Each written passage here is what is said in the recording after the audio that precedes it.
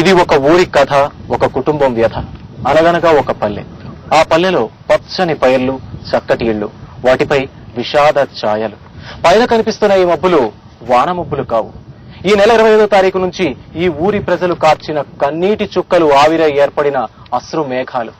ఈ మేఘం వర్షిస్తే ఉప్పటి వాన చినుకులు కురుస్తాయి. ఇంతకీ ఈ ఊరికొచ్చిన కష్టమేంటో చూద్దాం.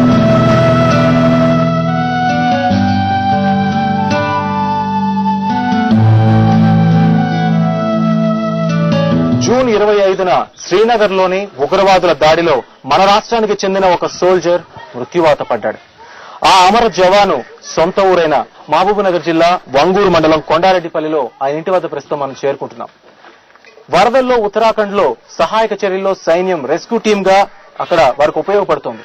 మరి ఇక్కడ యాదయ్య కుటుంబంలో కన్నీరు వరదలై పారుతోంది. ఇక్కడికే రెస్క్యూ టీం వచ్చింది. ఆ వివరాలు వారిని అడిగి తెలుసుకుందాం.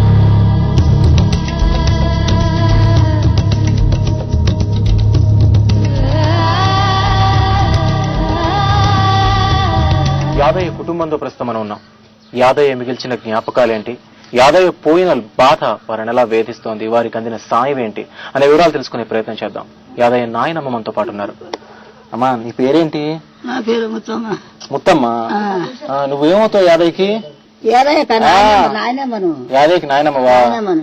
20 రోజుల క్రితం వచ్చాడు కదా, వచ్చిండు. కలిశాడా నిన్ను? కలిసిండు. ఉన్నాడు.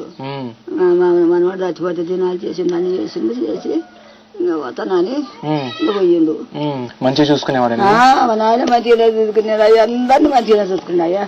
అక్కడ చెల్లెండ్ల అన్న పిల్లల కొడుక, అన్న కొడుక నా ఏమో పొరపాటు చేయకుండా చూసుకున్నాడయ్యా. పిల్లలతో